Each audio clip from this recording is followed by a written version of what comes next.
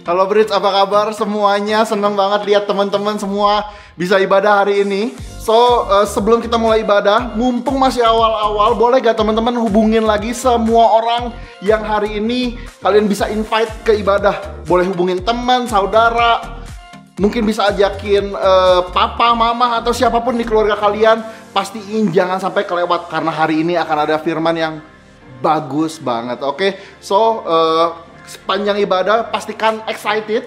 Nanti waktu lagi praise and worship pastikan kita nyanyi bareng-bareng, karena gue percaya bahwa presence of God, bahwa hadirat Tuhan ada di mana-mana. Tapi sebelumnya kita mau baca satu ayat dari Kolose 3 ayat 12 dibilang ini. Karena itu sebagai orang-orang pilihan Allah yang dikuduskan dan dikasihinya, kenakanlah belas kasihan, kemurahan, kerendahan hati, kelemah lembutan, dan kesabaran. So, hari ini pastikan kita punya kelembutan hati untuk menerima firman Tuhan yang akan dibagikan, oke? So, kita berdoa dulu hari ini. Kami mengucap syukur buat hari ini. Kami percaya akan ada ibadah yang luar biasa, akan ada hadirat Tuhan yang memulihkan, akan ada hadirat Tuhan yang menguatkan kami kembali. Thank you Lord, memberkati ibadah selama 1 jam ke depan, biar ini jadi ibadah yang sangat menggembirakan. Thank you Lord, in Jesus name we pray. Amen. Oke, enjoy the service.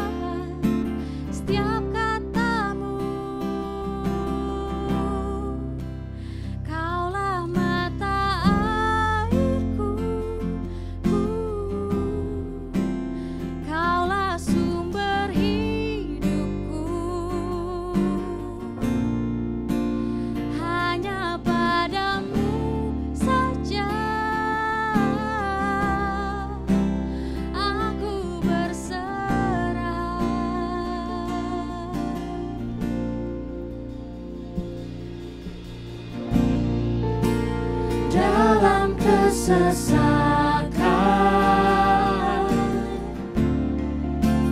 yang menekan jiwaku.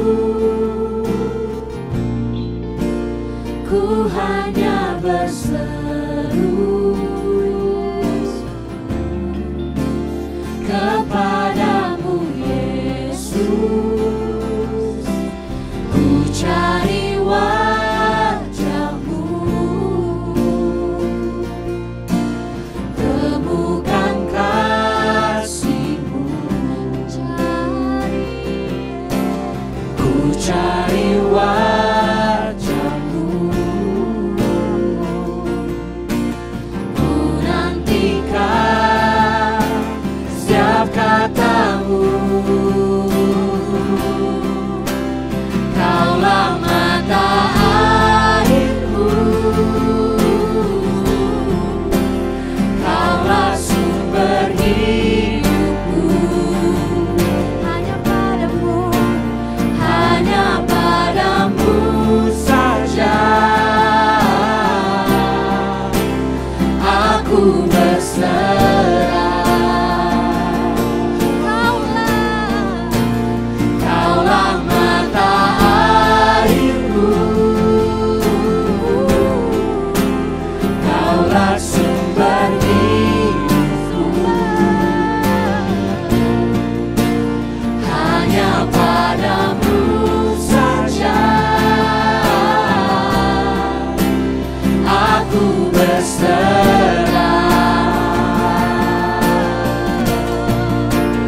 Kaulah mata airku, Kaulah sumber hidupku. Hanya padamu saja aku berserah.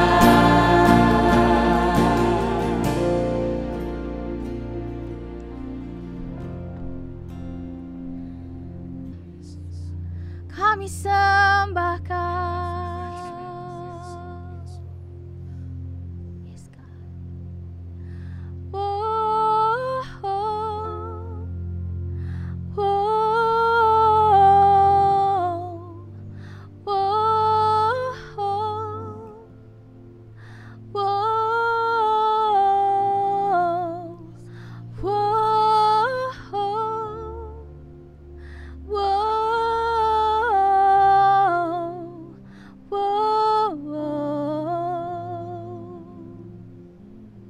oh, we want you, Jesus.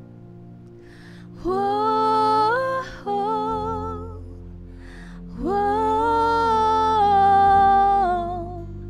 whoa,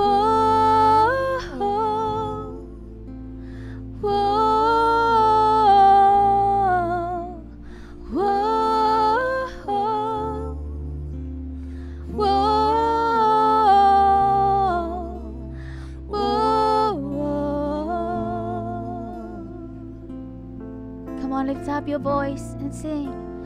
Whoa, whoa, whoa, whoa,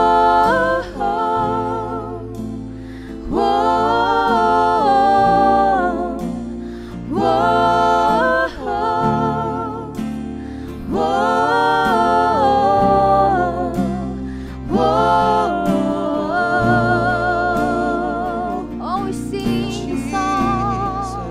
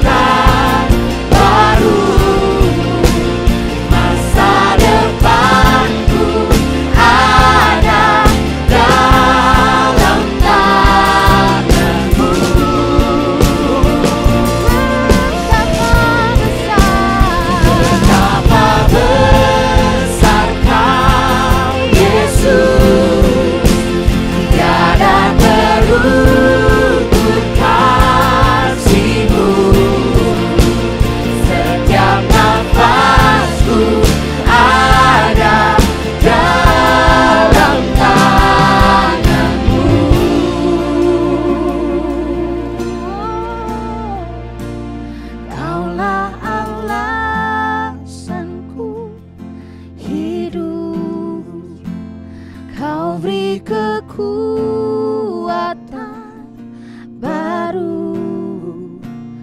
Masa depanku ada dalam tanganmu.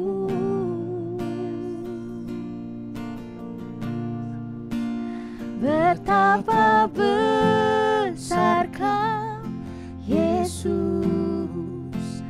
tiada terukur kasih-Mu. Setiap nafasku ada dalam tanganmu.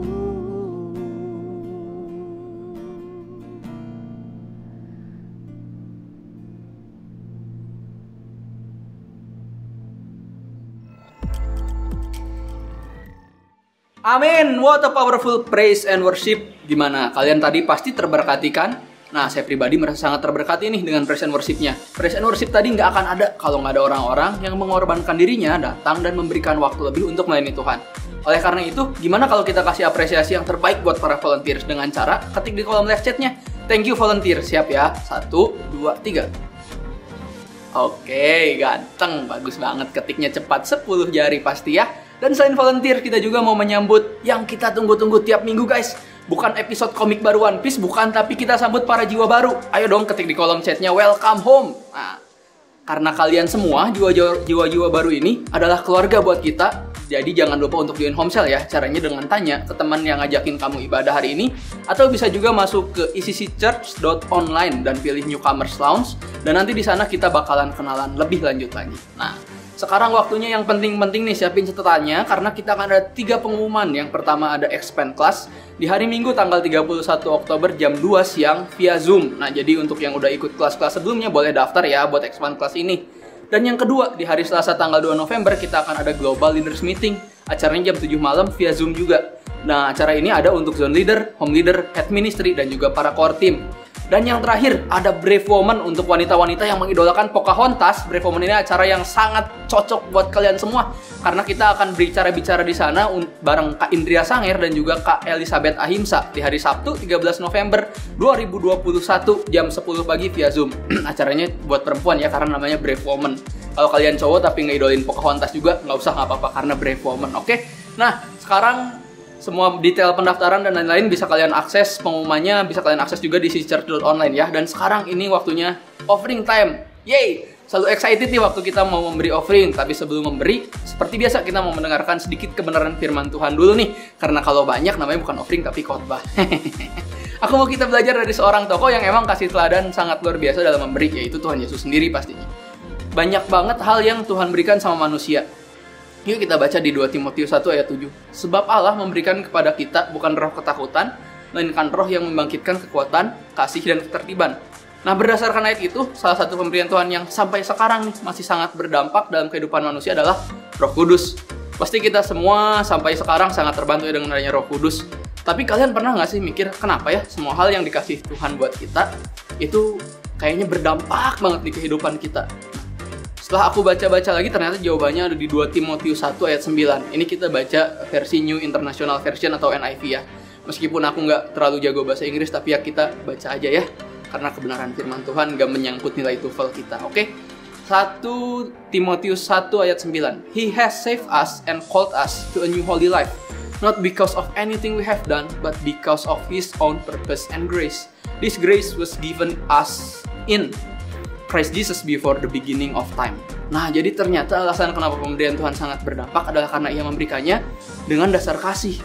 Karena Tuhan mengasihi manusia, Ia mengorbankan Yesus Kristus dan membuka jalan bagi manusia untuk berhubungan langsung dengan Tuhan. Begitu juga dengan Roh Kudus, yang hingga sekarang menjadi roh yang menolong hidup kita semua.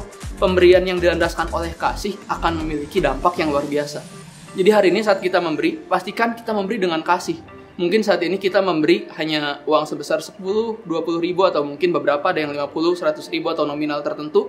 Tapi saat kita memberi karena kita mengasihi Tuhan dan manusia, maka uang 10 ribu, 20 ribu tersebut akan memiliki dampak yang mungkin menjadi uang untuk membantu satu keluarga untuk bisa makan. Atau mungkin uang yang kita berikan hari ini karena kita memberinya dengan kasih dapat membantu satu anak lagi untuk bersekolah. Who knows? Jadi hari ini saat kita memberi, mari kita memberi dengan kasih. Oke? Kalau begitu, selamat memberi Bridge Teens, dan sebelum kita memberi, mari kita bersatu dalam doa.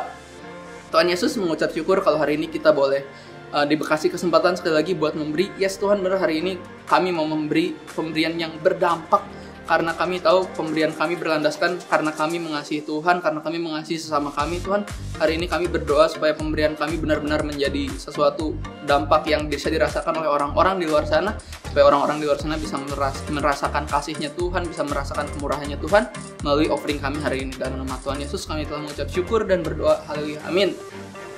Amin. Serap guys.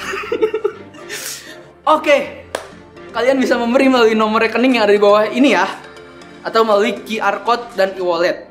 Nah, karena generasi ini kan udah pasti banyak yang juga pakai GoPay, OVO, Dana, atau e-wallet lainnya. Jadi kita menyediakan juga platform buat kalian. Tunjukkan kita adalah gereja yang inline dengan zaman. Oke, kalau gitu selamat memberi semuanya. Oke, nah sekarang sebelum kita lanjut, aku mau sambut dulu nih seorang pembicara yang luar biasa. Dia adalah seorang ayah dari seorang anak dan suami dari seorang istri pastinya. Oke, kita sambut aja langsung Bapak buat kita semua di Bridge Teens. Kita sambut Kak Sandi Wijaya.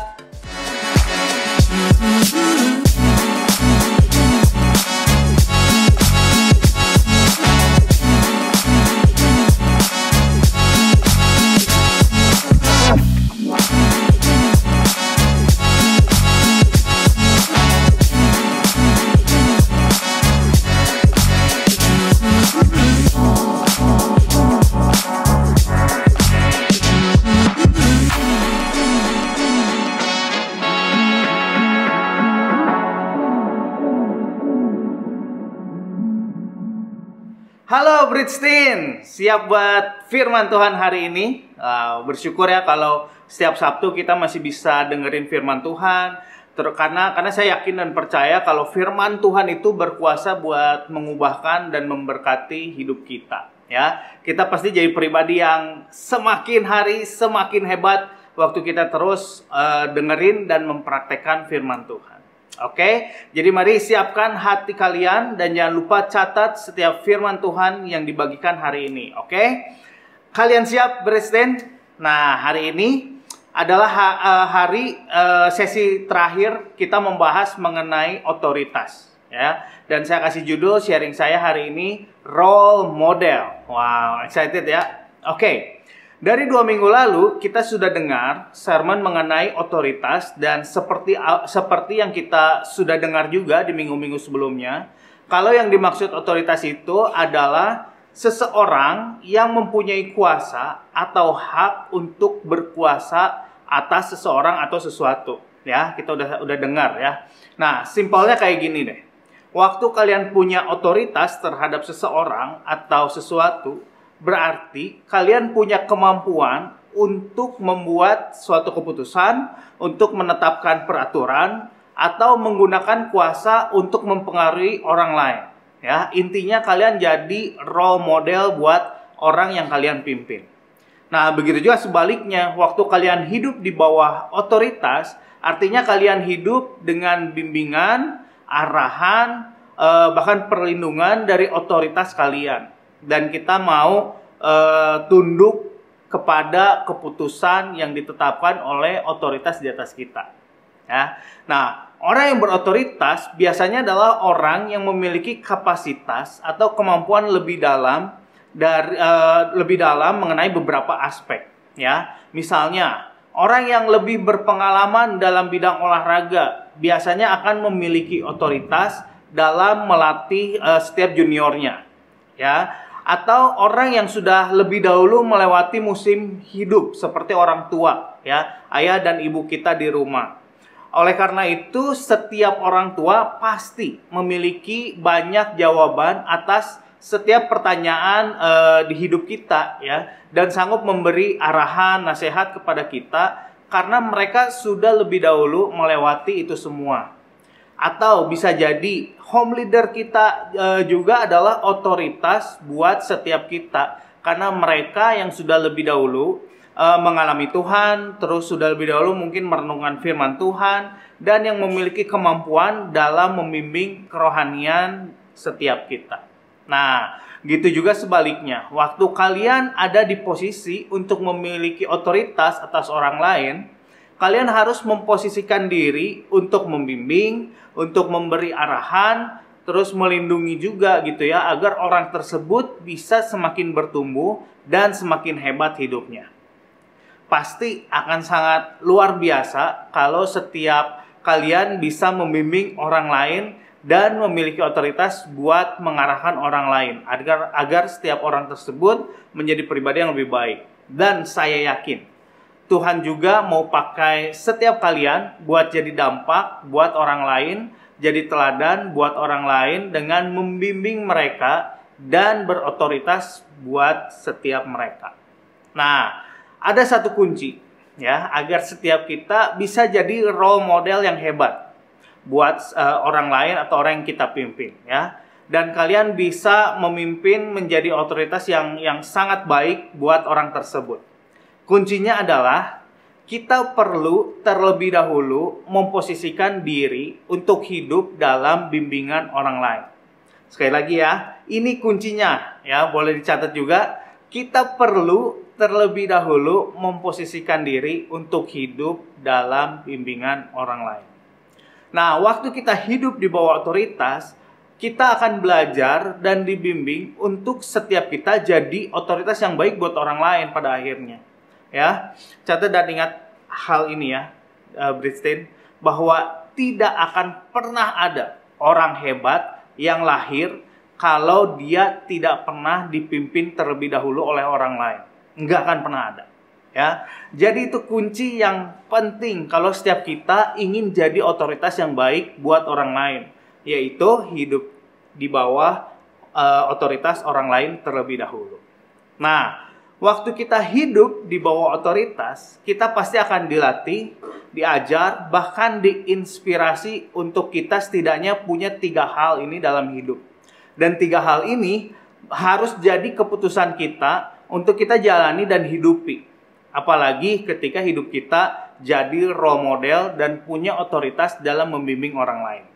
Ya. Nah, apa sih ketiga hal tersebut atau keputusan yang harus kita lakukan? Yang pertama, kita perlu mengambil keputusan untuk menjadi dewasa. Ya. Karena hanya orang dewasa yang mampu untuk memimpin dan hidup sebagai otoritas buat orang lain. 1 Korintus 13 ayat 11 firman-Nya berkata, "Ketika aku kanak-kanak, aku berkata-kata seperti kanak-kanak. Aku merasa seperti kanak-kanak. Aku berpikir seperti kanak-kanak. Sekarang, sesudah aku menjadi dewasa, aku meninggalkan sifat kanak-kanak itu." Firman Tuhan bilang seperti itu. Ya. Nah, ayat ini menjelaskan bahwa sifat anak-anak dan orang dewasa itu ternyata berbeda. Dikatakan di ayat tersebut bahwa ketika anak-anak, maka kita akan berkata-kata seperti anak-anak, kita merasa seperti anak-anak, dan berpikir seperti anak-anak. Nah, sifat anak-anak itu cuma satu, yaitu mementingkan diri sendiri. Ya. Jadi waktu anak-anak berkata-kata, pasti kata-katanya untuk kepentingan diri dia sendiri. Ya. Begitu juga waktu merasa, bahkan waktu dia berpikir, pasti semuanya untuk diri sendiri.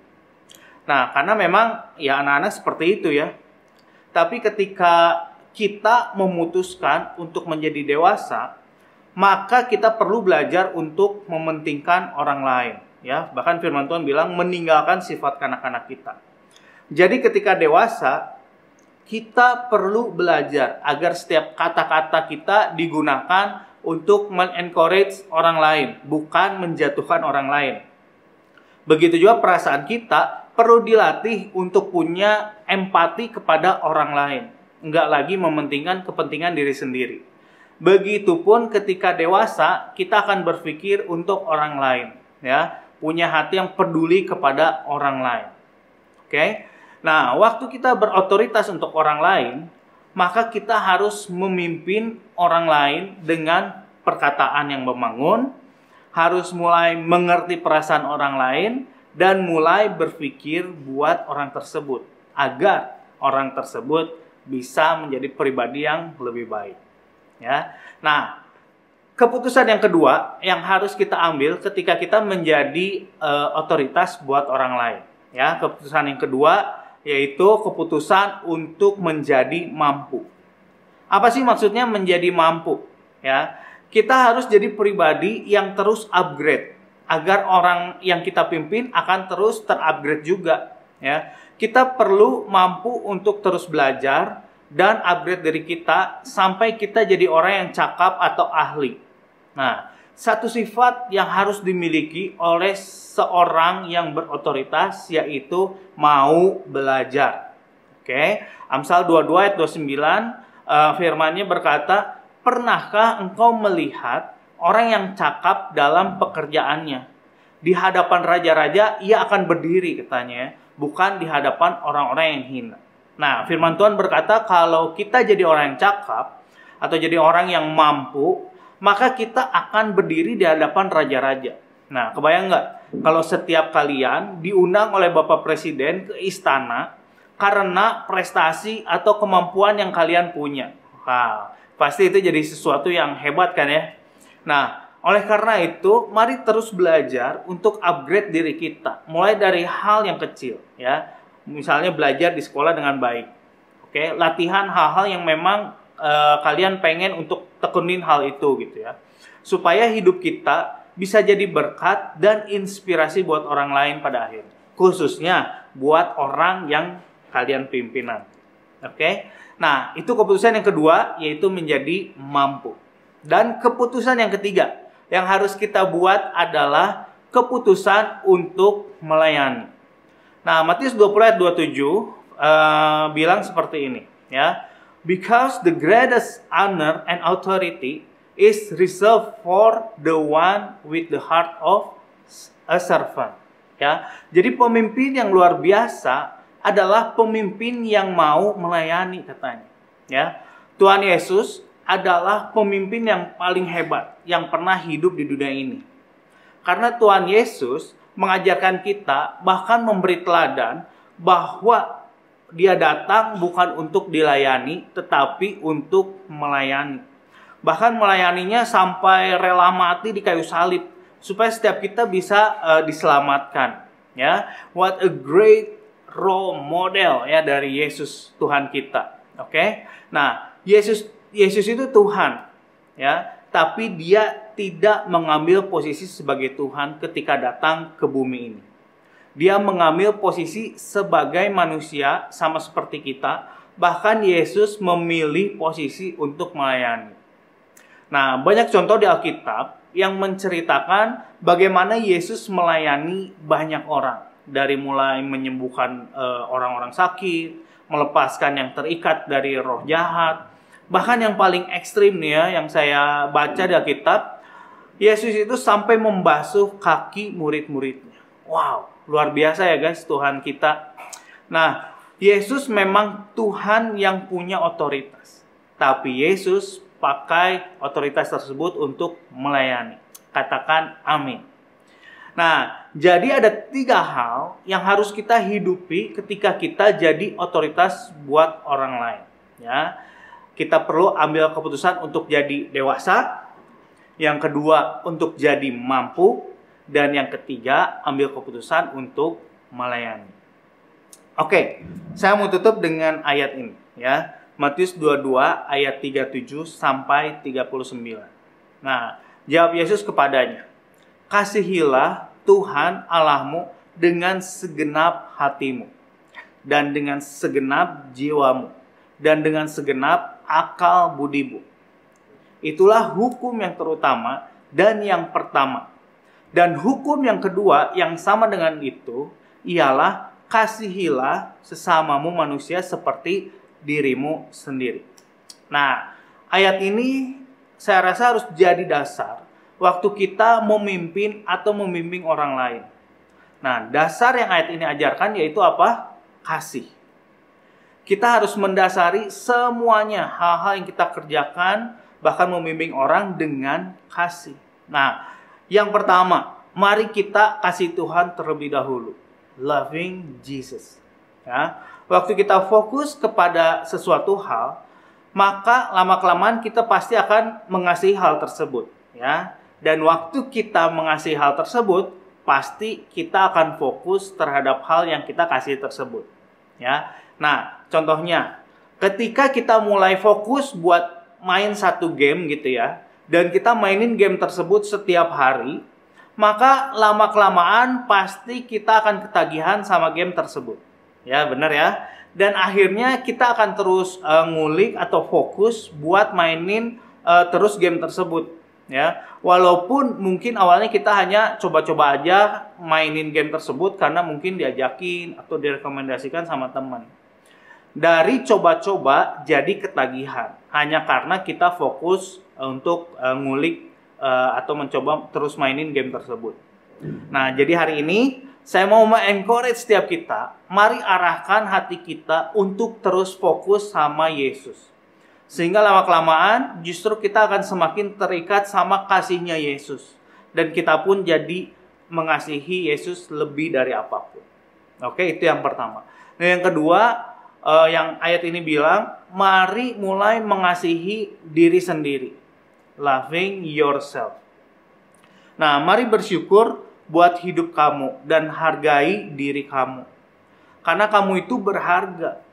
Ya, jangan berpikir kalau kamu itu jelek, jahat, terus nggak bisa apa-apa, culun dan banyak hal lainnya. Ya, jangan, no, jangan berpikir seperti itu. Tolak semua pemikiran yang membuat kamu itu tidak berharga. Ingat terus hal ini. Kalau kamu itu sangat berharga, saking berharganya, kamu itu sampai Yesus mau mati buat menebus kamu. Ingat ya, kamu itu berharga. Kamu itu seharga darah anak domba. Oke? Itu yang kedua, ya, loving yourself. Dan yang ketiga, mari mulai mengasihi orang lain, ya, loving others. Oke? Memimpin setiap mereka, menginspirasi setiap mereka dan jadi berkat buat mereka. Mari fokus untuk mengasihi teman-teman kamu di sekolah, adik-adik kelas kamu di sekolah, teman-teman kamu di sebelah rumah mungkin, tetangga kamu ya, atau bahkan teman-teman game online kamu. Mari mulai kasih mereka, bimbing mereka agar mereka bisa kenal Yesus lewat hidup kalian. Oke? Katakan amin. Oke?